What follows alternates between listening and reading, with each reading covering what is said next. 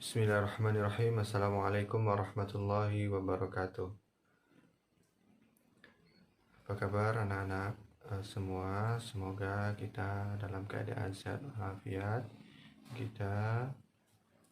Semoga kita dilindungi oleh Allah Subhanahu wa taala. Seperti biasa, sebelum kita memulai pembelajaran, marilah kita berdoa terlebih dahulu. A'udzubillahi minasyaitonirrajim.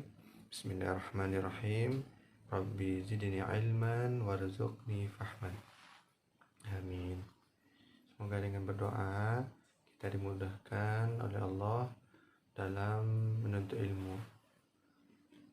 Baiklah, pada hari ini pembelajaran untuk anak kelas 5 yaitu mari kita belajar Al-Quran Surat At-Tin.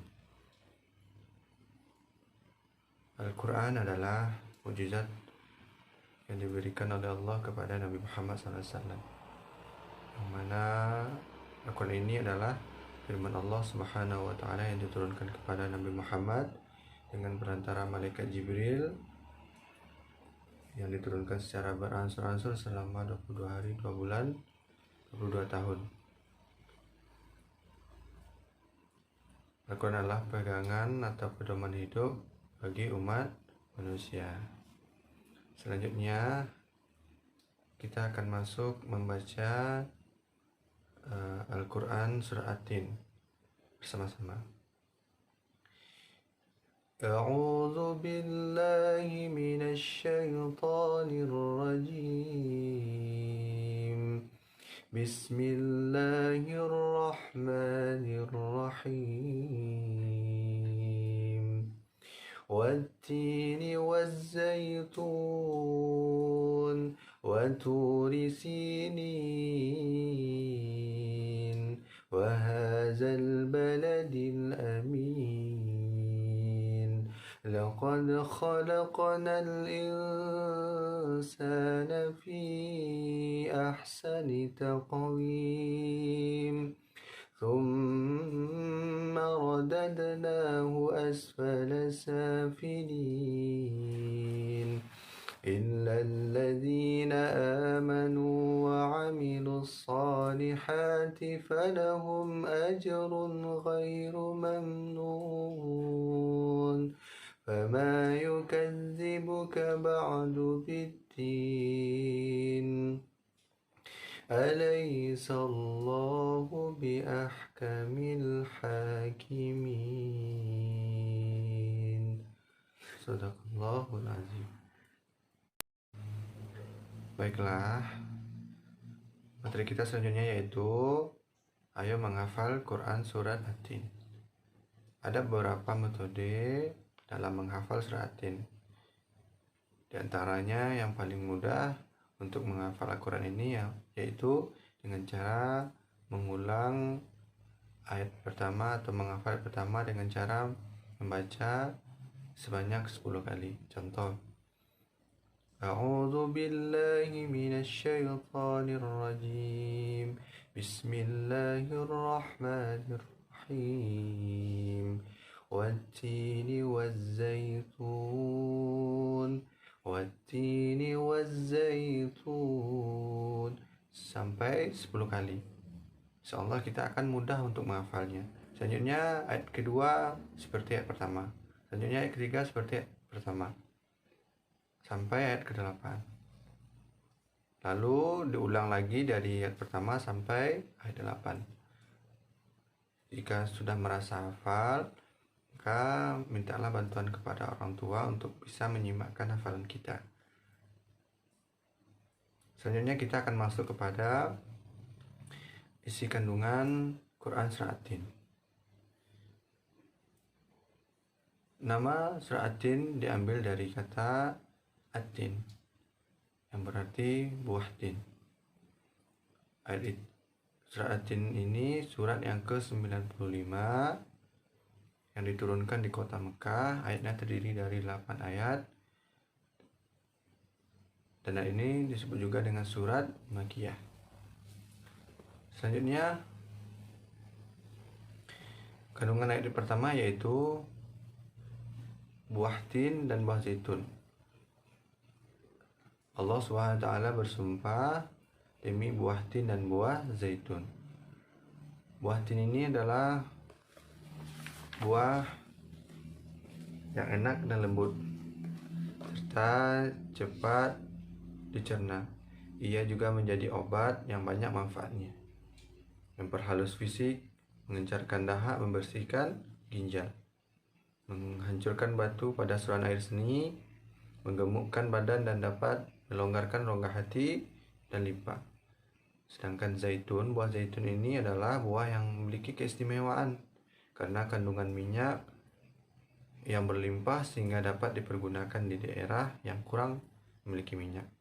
Selanjutnya ayat kedua, Gunung Sinai. Gunung Sinai ini terletak di semenanjung Sinai, lintasan antara tanah Mesir ke Israel, Arab dan Mesopotamia. Gunung Sinai ini setinggi 2.285 meter.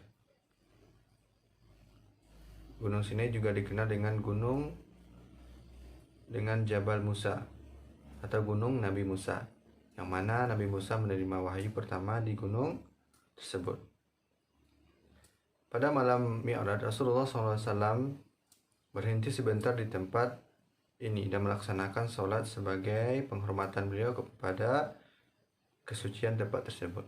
Selanjutnya ayat ketiga, kota yang aman adalah kota Mekah. Kota ini disebut dengan kota yang aman karena siapapun yang memasukinya terjaga keamanan dan keselamatannya. Kota Mekah juga disebut sebagai Ummul Qura dan tanah yang aman. Kota ini banyak menyimpan sejarah sejak zaman Nabi Ibrahim alaihissalam. Selanjutnya ayat keempat, Allah Subhanahu wa taala menjadikan manusia sebaik-baik bentuk proses.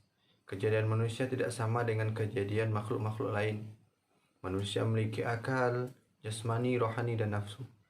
Anggota tubuh manusia serasi dan seimbang sehingga tampak indah, cantik, dan memudahkan untuk melakukan kegiatan. Sedangkan hewan hanya memiliki nafsu dan jasmani saja. Manusia harus mampu menjaga keseimbangan yang dimiliki agar supaya menjadi mulia. Apabila manusia mengutamakan nafsunya, maka ia turun derajatnya seperti hewan.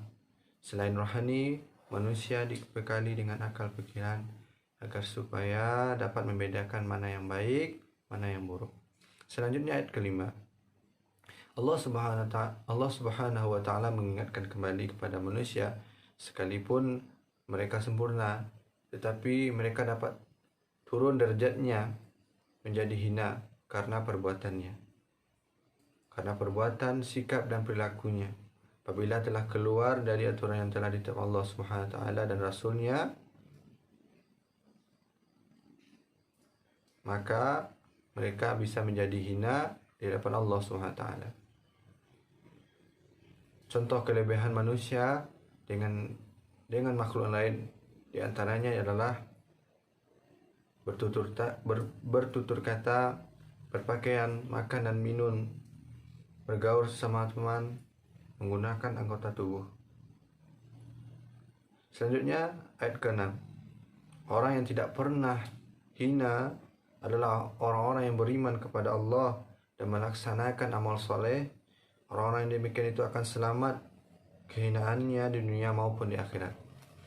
Selanjutnya ayat ke-7, pada hari kiamat nanti ada hari pembalasan, di mana amal perbuatan manusia akan dimintai pertanggungjawaban di hadapan Allah Subhanahu wa taala. Maka barang siapa yang mempergunakan akalnya dengan baik, maka mereka akan dibalas dengan kebaikan yang baik oleh Allah nantinya di hari pembalasan. Apabila mereka menggunakan akal mereka untuk hal-hal yang buruk, melaksanakan kemaksiatan, mengerjakan dosa, hal-hal yang buruk yang dilarang oleh Allah Subhanahu wa taala, maka akan dikembalikan kepada nerakanya Allah Subhanahu wa taala. Selanjutnya ayat ke-8, yang mana Allah Subhanahu wa taala menjelaskan Allah mengakui dirinya, Allah menyatakan dirinya lah hakim yang adil. Nantinya Allah akan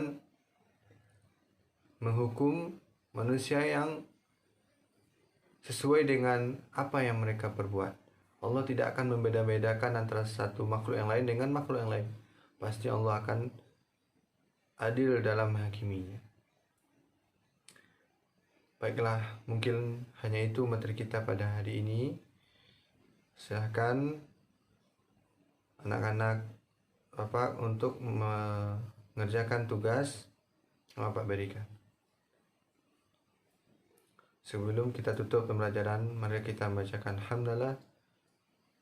Subhanakallahumma wa bihamdika asyhadu an la ilaha illa anta astaghfiruka wa atubu ilaik. Billahi taufiq wal hidayah. Assalamualaikum warahmatullahi wabarakatuh.